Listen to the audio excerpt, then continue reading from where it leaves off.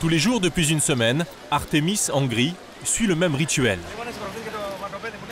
À l'heure du déjeuner, elle se rend dans le centre-ville d'Athènes, où elle rejoint des milliers d'autres étudiants comme elle, pour manifester dans les rues de la capitale. Désormais, elle vient même avec son équipement de la parfaite manifestante, comme ce masque. Artemis, vous êtes venue équipée?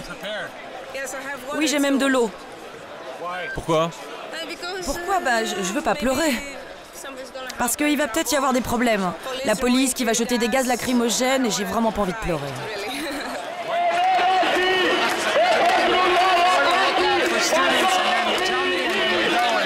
Comme Artemis, ils sont plus de 10 000, étudiants, élèves, professeurs. Un cortège calme jusqu'à ce qu'il arrive devant le Parlement. Le bâtiment est protégé par des cordons de policiers et tous les jours, la situation dégénère.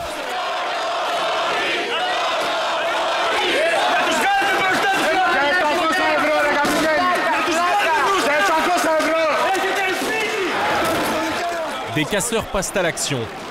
La police réplique avec des gaz lacrymogènes. Artemis prend peur pour elle et pour nous. Avec vous, on devient une cible pour les casseurs. Ne filmez pas, ne filmez pas.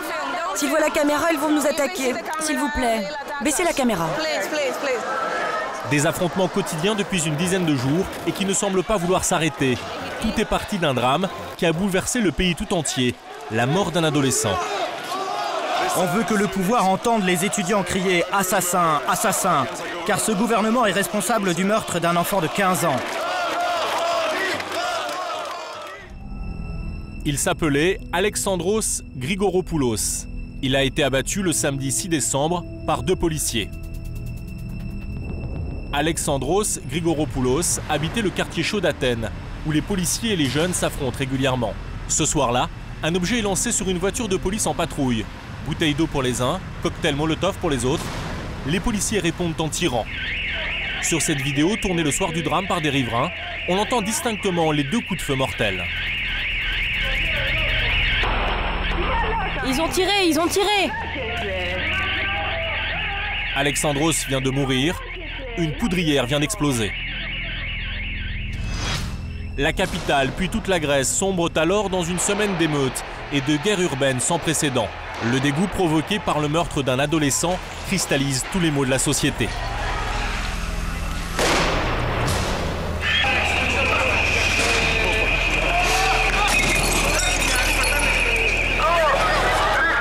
Parents, professeurs, tout le monde défile contre un gouvernement que l'on décrit comme corrompu, loin du peuple et coupé de sa jeunesse.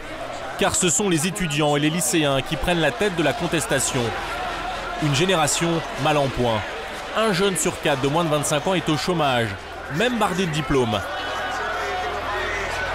Alors que veut cette jeunesse grecque, soutenue par toute la population, plongée au cœur de ce qu'on appelle ici la génération 700 €. Dans le centre d'Athènes, comme tous les matins, les réparations sont en cours après une nouvelle nuit d'émeutes. Les magasins de la capitale pansent leurs plaies. Des magasins dans lesquels Artemis, comme beaucoup de jeunes Grecs, ne met pas souvent les pieds, faute d'argent. Je n'ai rien acheté depuis des mois pour moi. Quand est-ce que vous avez acheté quelque chose pour la dernière fois? Juste cette écharpe à 10 €, mais je n'ai pas assez d'argent pour me permettre autre chose. Quels sont les prix? Regardez vous-même les prix.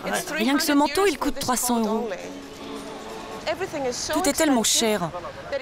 Même si tu veux acheter quelque chose pour Noël, par exemple, ou organiser un dîner avec des amis, ou faire un cadeau, tu dois avoir de l'argent.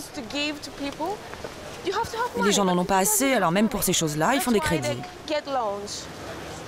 Depuis le passage à l'euro, les prix n'ont cessé d'augmenter, mais les salaires n'ont pas suivi. Le SMIC grec est à 700 €, presque 2 fois moins qu'en France. Et c'est un grave souci, surtout pour les jeunes. À 22 ans, Artemis habite encore chez ses parents.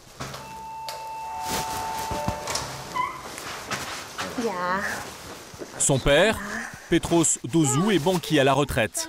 Sa mère travaille dans l'import-export. Tu étais où? Dans le centre. C'était le bazar? Non.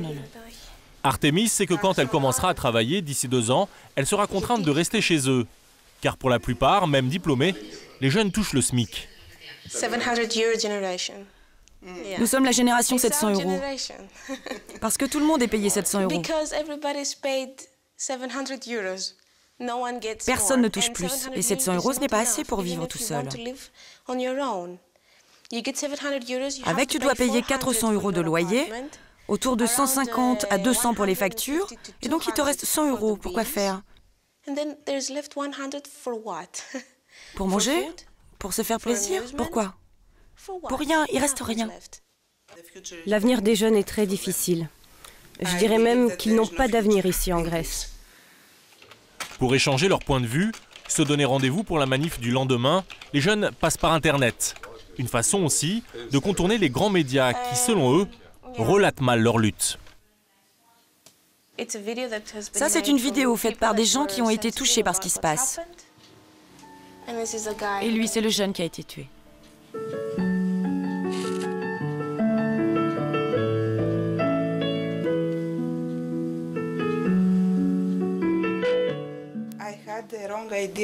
Je me faisais une fausse idée de la jeunesse d'aujourd'hui. Ils me surprennent, agréablement. Ils ont une réaction saine. Cette mobilisation de tout un peuple, toute génération confondue, impressionne beaucoup les étrangers qui vivent ici. Comme ces étudiants français du programme européen Erasmus qui passent quelques mois à Athènes. Ce soir, ils retrouvent des camarades allemands, suédois ou portugais. Ils font la fête, mais tous avouent avoir eu très peur ces jours-ci, choqués par les actes violents qu'ils ont vus dans les rues.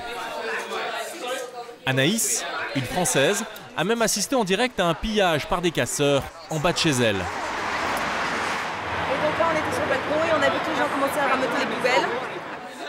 Elle a tout filmé avec son appareil photo.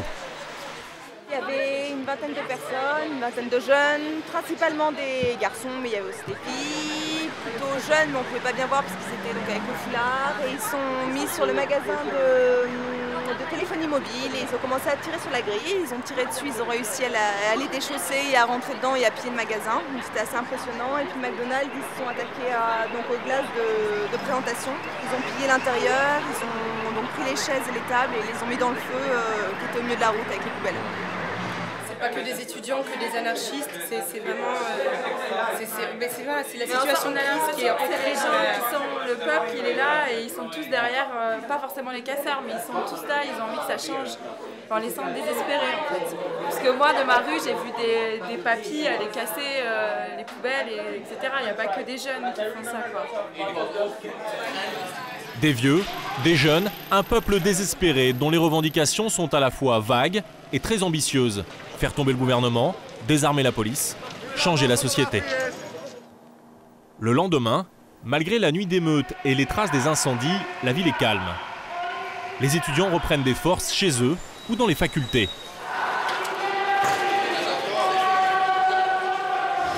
Avec l'aide de ce journaliste grec, nous allons tenter d'entrer dans une des facs occupées, où d'habitude les télés ne sont pas les bienvenus. Les contestataires détestent les médias. Ils croient que les journalistes font partie de ce même système du gouvernement, des partis politiques, de la police. C'est du même côté. Babiz nous emmène jusqu'à l'entrée de la fac de droit, un des bastions des contestataires. On peut même discuter. Depuis la fin de la dictature militaire en 1974, la police a interdiction d'entrer dans les universités. La faculté porte les stigmates de l'occupation étudiante et semble déserte. Mais quelques jeunes sont là. Notre guide tente de les convaincre de nous parler. Bonjour, on peut vous parler? Il y a une télé étrangère qui voudrait faire un reportage sur vous. Ils sont de quel pays? La France. La France? Bon, ok, on va voir. Finalement, les élèves acceptent de nous recevoir. Pour la première fois, une caméra est autorisée à pénétrer dans ce lieu où s'organise le soulèvement. On essaie d'occuper qu'une petite partie de l'école, à la fois pour notre sécurité et aussi pour pas trop dégrader les lieux. Mais vous avez redécoré un peu là. Oh, il y avait beaucoup de choses qui étaient là avant. On a juste rajouté un peu. À côté de la cafétéria, ils ont installé un petit camp de base. Ces étudiants se révoltent car ils ont le sentiment d'être une génération sacrifiée. Nous sommes la génération zéro. On ne sait pas de quoi notre futur sera fait. Si vous posez la question à un Grec de 22 ans, il ne sait absolument pas de quoi son avenir sera fait. Nous sommes au fond du trou, dans le chaos.